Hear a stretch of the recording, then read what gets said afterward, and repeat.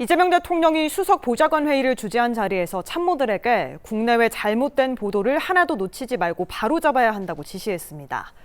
또 좋은 의도로 시작한 정책이라도 국민 삶에 피해를 준다면 성역 없이 고치는 자세가 필요하다고 강조했습니다. 화면으로 만나봅니다.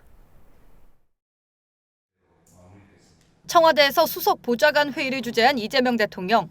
국내외 잘못된 보도는 하나도 놓치지 말고 바로잡아달라며 가짜뉴스와 조작 정보에 대한 엄정한 대응을 거듭 주문했습니다. 국민들의 판단의 근거는 결국 정보인데 그 정보가 객관적이고 정확해야 판단도 정확해질 수 있습니다.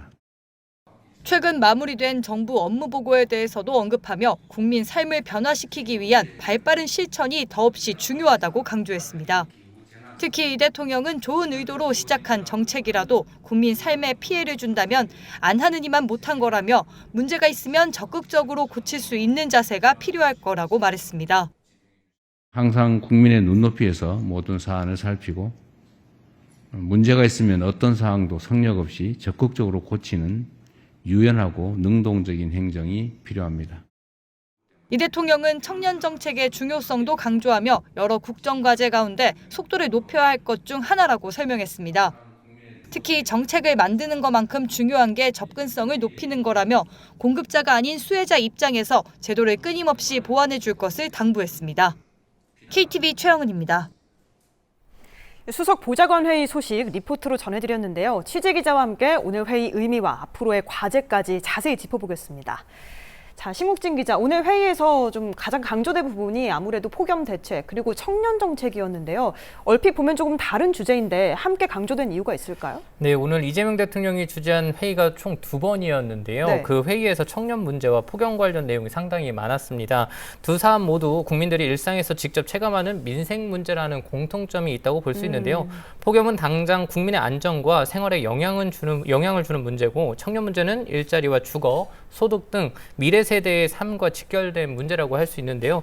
결국 정부 정책이 국민 생활 속 어려움을 얼마나 해결할 수 있느냐가 핵심이라는 의미로 볼 수가 있습니다. 예, 또 특히 이번 회의에서는요, 폭염 대응을 단순한 여름철 대책이 아니라 국가 차원의 과제로 좀 끌어올렸다는 점이 눈에 띕니다. 기후 변화로 폭염이 반복되고 또 강도도 높아지는 만큼요, 기존의 사후 대응만으로는 한계가 있다는 판단이 깔린 것으로 보입니다. 네. 워낙에 역대급 폭염이다 보니까 이제 기후 문제를 좀 넘어서 사회적인 문제로 인식하는 게 더 커진 것 같고 그만큼 많은 대책이 나왔는데요. 기존과는 달라진 점도 있을까요? 네, 오늘 회의에서 좀 눈여겨본 부분 중에 하나인데요. 가장 큰 차이는 피해가 발생한 뒤 대응하는 방식에서 피해를 줄일 수 있는 환경을 미리 만드는 방식으로 방향을 전환한다는 점입니다. 네. 그동안 폭염 대책은 냉방비 지원이나 무더위 쉼터 운영, 취약계층 보호처럼 긴급 대응 성격이 강했는데요. 앞으로는 전력망이나 주거 환경, 용수시설 같은 기반 시설을 기후 변화에 맞게 바꾸는 장기적인 투자가 중요해질 것으로 보이고 있습니다. 예를 들어 폭염이 심해질수록 전력 수요가 급증하고 취약 주거 시설에 거주하는 계층의 피해도 커질 수가 있는데요. 결국 기후 대응을 환경 분야에만 국한하지 않고 안전과 복지, 도시 정책까지 연결해 보겠다는 의미로 해석할 수 있을 것 같습니다.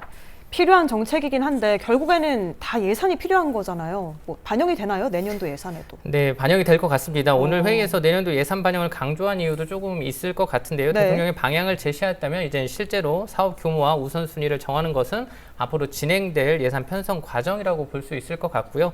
특히 기후대응 시설이나 취약계층 지원 사업은 한 번의 예산으로 끝나는 것이 아니기 때문에요. 지속적인 투자가 필요한 분야라고 할 수가 있습니다. 때문에 이번 예산안에서도 관련 사업이 얼마나 확대되는지 또 각 부처가 어떤 세부 사업을 내놓는지가 중요한 확인 지점이 될 것으로 보입니다. 네.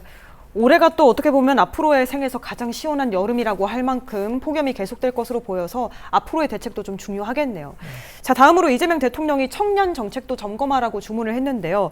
청년들이 뭐 거의 취약계층이 돼가고 있다고 언급을 했죠. 네, 앞서 열린 업무 보고에서도 상당히 많이 나왔던 문제이기도 하는데요. 청년 정책의 핵심은 얼마나 많은 사업을 하느냐보다는 실제로 청년들이 변화를 체감하느냐가 중요할 수가 있습니다. 예. 현재 청년층이 겪는 어려움은 취업 문제뿐 아니라 주거 부담, 소득 불안 등 여러 문제가 연결돼 있다고 볼 수 있는데요. 정부도 기존 정책이 현장에서 충분한 효과를 내고 있는지 다시 살펴보겠다는 의미로 볼 수 있을 것 같습니다. 새로운 정책을 계속 추가하는 것보다 효과가 확인된 사업은 강화하고 체감도가 낮은 사업은 보완하는 방향으로 정책을 조정할 가능성이 있습니다. 청년들이 느낄 수 있는 정책들 실현하는 게 중요할 것 같은데 구체적인 실천 방향이 있습니까?